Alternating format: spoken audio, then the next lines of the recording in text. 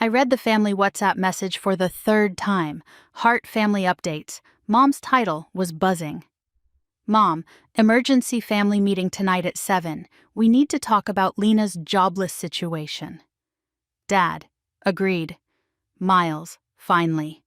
Paige, we're concerned. I sat in my corner office on the 47th floor of Argent Tower, a quarterly report open.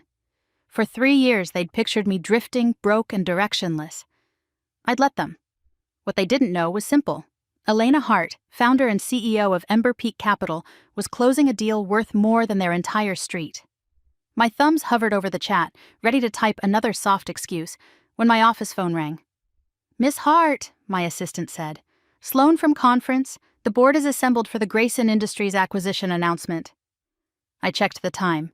4:47 p.m. 2 hours until the intervention. "Tell them I'm coming," I said, and started walking.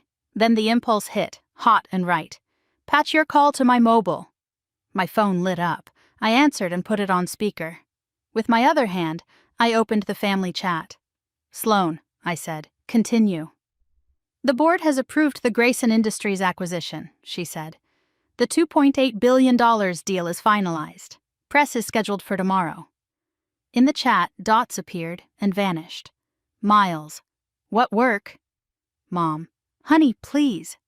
Paige, "It's okay to ask for help." My pulse jumped. I typed. Me, "You're right, let's talk about my work situation right now." I lifted the phone closer. "Sloan, confirm my title for the minutes." "As recorded," she replied. "Elena Hart, founder and chief executive officer of Ember Peak Capital. Assets under management, $4.7 billion. Nothing. No dots, no words. Then my phone began to ring, Mom's name flashing on the screen. I answered. "Hi, Mom." Her voice came tight. "Elena, what was that? Did someone just say you're a CEO?" Behind her, I caught Dad's low, urgent question, and Miles's hissed, "No way." "It wasn't a prank," I said, eyes on the boardroom doors ahead. Sloan was reading the minutes. "Put me on speaker," Mom said. "Your father's here." I did. "Hi, Dad. Hi, Miles." Dad's tone was stern, rattled. "Explain. Are you employed or are you running some fantasy?" "I'm employed," I said. "By a company I built." Miles barked a laugh. "Then why the tiny apartment? Why that dented Civic?" "Because I chose to," I said. "I kept my life small and fed everything into Ember Peak." Mom's voice wavered. "We've been worried sick." "And you tried to fix me," I said, softer now, without asking what I was actually doing. A beat. Then Miles, suddenly small. "I asked my boss about openings, entry level. I thought you needed a lifeline." The confession hit harder than any lecture. "Miles, what's your company's revenue?" "Like 12 million on a good year." "Last quarter," I said. "We earned 15 million in management fees." Silence stretched until Dad cleared his throat, careful this time. "So you're fine." "I've been fine," I said. "I've been building." I rounded the corner. Sloan waited with a thick folder. "Miss Hart," she murmured, "they're ready." I typed into Hart family updates. "I have to go. Dinner this weekend, no intervention, just honesty. Sloan will send a simple overview." Then I slipped the phone away and walked into the boardroom. 12 board members looked up, and my pulse finally obeyed me. I took my seat at the head of the mahogany table and nodded once. "Good afternoon," I said. "Sorry for the delay. Grayson Industries is ours." The room shifted, pens down, eyes sharpened. Numbers slid across screens. Questions came like small knives.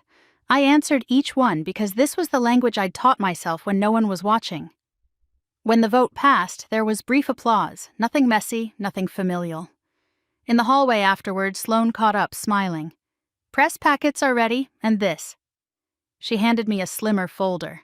On the tab, Hart Family, simple version. I laughed. "You really made a translation." "I included a glossary," she said, "and a page called What Elena Actually Does." Back in my office, I snapped a photo of the folder and dropped it into the group chat. Me, Sunday. No fixing, just questions. I'll bring this. The reply bubbles erupted. Dad, please. Mom, I'm making your favorite. Miles, I'm showing up early. No speeches. Paige, I'll bring dessert and humility. Sunday night, their living room smelled like rosemary and old memories. Miles met me at the door, eyes red, grin crooked. Hey, he said, like we hadn't been strangers. At the table, I opened the folder and watched them lean in. Not to rescue me, but to see me, I let them. When Dad asked, "Were you lonely?" the anger I'd been carrying finally softened. Sometimes, I admitted. But I'm not alone now. Mom reached across the table and squeezed my hand, not as a warning, but as an anchor. I squeezed back, and for the first time in years, I didn't feel like I had to hide anything.